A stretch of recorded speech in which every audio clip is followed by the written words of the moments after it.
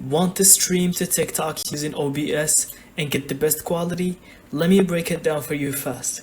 First, open OBS and go to settings, and then under stream, go to service, and then in service, select show all, and if you can find TikTok, then select it. If you can't, just select custom, and here, paste the stream key you're gonna find in your TikTok Live Studio. Next, go to output, set your output mode to advanced, and here, for bitrate, aim around 2500 or 4000 for smooth quality. Set encoder to NVENC if you have an NVIDIA GPU, or X264 for CPU encoding. Add your sources, game capture, video capture, anyone you want.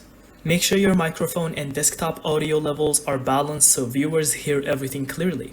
Finally, do a test stream with TikTok's private mode. Check for lag, audio sync, and quality. Adjust bitrate or resolution if needed before going live publicly. And that's it. Thank you so much for watching. I hope you found this video helpful. And don't forget to leave us your thoughts in the comments.